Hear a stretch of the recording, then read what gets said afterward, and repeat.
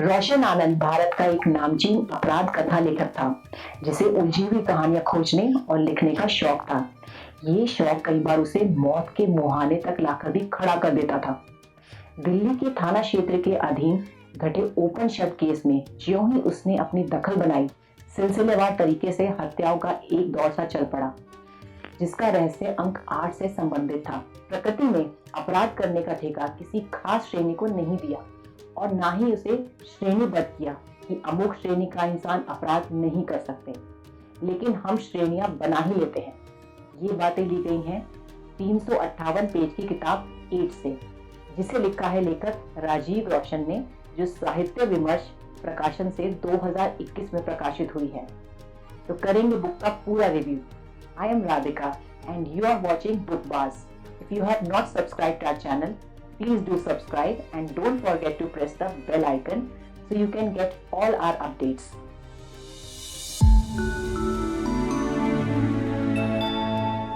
इस किताब की स्टोरी इतनी रोचक है कि कहा जा सकता है कि रोशन आनंद के रूप में एक नए लेखक का शानदार उदय है। उनका प्लॉट शानदार है और शाब्दिक चयन कमाल। ये एक बेहतरीन मर्डर मिस्ट्री है जो शुरू से अंत तक बांधे रखती है। राजीव की राइटिंग स्टाइल, शब्दों का चयन, भाषा और उस पर हर चैप्टर के ऊपर महान व्यक्तियों के विचार कहानी और किताब पर 4 चांद लगा देते हैं और साबित करते हैं कि लेखक एक जानकार व्यक्ति है जिसने अपनी पहली कहानी में खूब मेहनत की है, क्योंकि कहानी बांध कर रखती है। लेखक ने अपनी पहली किताब में यही याद रखने लायक पात्र जैसे आनंद रोशन, कुलदीप नागर, दयाराम चौधरी आदि को क्रिएट करके एक यूनिवर्स बनाया है जहां घटनाएं इस तरह से घट रही हैं मानो हमारे सामने हो।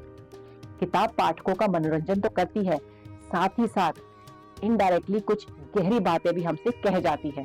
कहानी शुरू होती है दिल्ली के केंद्रीय सचिवालय मेट्रो स्टेशन से, जहां मेट्रो में सवार एक CISF कांस्टेबल की गोली मारकर हत्या कर दी जाती है। पुलिस इस हत्या की गुत्थी सुलझा भी नहीं पाती है कि सिलसिलेवार तरीके से और भी 3 पुलिस पदाधिकारियों की हत्या गोली मारकर कर दी जाती है। कातिल इतनी सफाई से अपनी करतूतों को अंजाम देता है कि पुलिस लगातार केस को सुलझाने में और उलझती जाती है। हर हत्या के बाद कातिल खून से बस एक निशान 8 ही बनाकर छोड़ता है। पुलिस को हत्या मामले में कई सस्पेक्ट तो मिल जाते हैं, परंतु मोटिव नहीं मिल पाता। केस को सुलझाने में मदद करते हैं नायक रोशन आनंद, जो कि इस कहानी में मशहूर अपराध कथा लेखक है। रोशन आनंद इस केस में पुलिस के समक्ष सस्पेक्ट और मोटिव दोनों को कनेक्ट करते हुए केस को सुलझाने तक पहुंच जाते हैं। 4 पुलिस पदाधिकारियों की हत्या क्यों होती है? रोशन आनंद केस को कैसे सुलझाते हैं? हत्या के बाद कातिल 8 का निशान बनाकर क्यों छोड़ देता है? पुस्तक का टाइटल 8 क्यों है? आपको इन सवालों के जवाब इस पुस्तक को पढ़ने के बाद ही मिलेंगे। कई जगह अच्छे संवाद भी दिए गए हैं जो हो सकता है सबको पसंद नहीं आए। 2 आंखें हैं तुम्हारी, तकलीफ का उमड़ता हुआ समंदर, इस दुनिया को जितनी जल्दी हो बदल देना चाहिए। समाज में प्रचलित अंधविश्वासों, रीति रिवाजों एवं विचारधाराओं का भी महिला उत्पीड़न में योगदान रहा है। स्त्रियों का महत्व इस दुनिया में मात्र जिस्म तक रह गया है। दुनिया नित बदलती जा रही है, लेकिन स्त्रियों के प्रति सोच में बदलाव की रफ्तार बहुत कम है। स्त्रियों के साथ अत्याचार होता है, शायद होता भी रहेगा, क्योंकि महिलाएं जब तक अपने साथ होने वाले अपराध और उत्पीड़न के खिलाफ आवाज नहीं उठाएंगी, तब तक इन्हें शोषित किया जाएगा। इसके अलावा कहानी में हर चैप्टर के आरंभ में लेखक ने कुछ महान विचारधाराओं की पंक्तियों का भी उल्लेख किया है, जो काफी पसंद आई। कोई भी आपको आपकी आजादी नहीं दे सकता, कोई भी आपको समानता का अधिकार, न्याय या कुछ भी नहीं दे सकता। अगर आप इंसान हैं तो यह आपको खुद लेना पड़ेगा। Malcolm x. हमारा समाज ही अपराध की बुनियाद रखता है और अपराधी उस अपराध को करता है। विक्टोरी अल्फियरी। बुराई अवश्य रहनी चाहिए, तभी अच्छाई इसके ऊपर अपनी पवित्रता साबित कर सकती है। आपको बता दें, लेखक का ये पहला नॉवल है और उनका काम उम्दा है।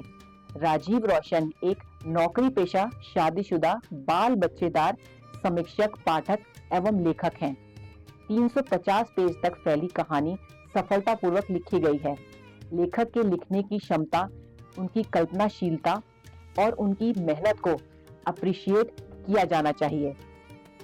कातिल को पकड़ने के लिए भागदौड़, पात्रों के बीच में संवाद और लास्ट में सस्पेंस जबरदस्त, शानदार और गजब का लगा। किताब का वीक पॉइंट है कि कहानी का शीर्षक कहानी के अनुरूप नहीं महसूस होता है। उम्मीद है ये वीडियो आपको पसंद आया होगा। ऐसे ही दिलचस्प वीडियो देखने के लिए हमारे चैनल को सब्सक्राइब करना ना भूलें। Thank you.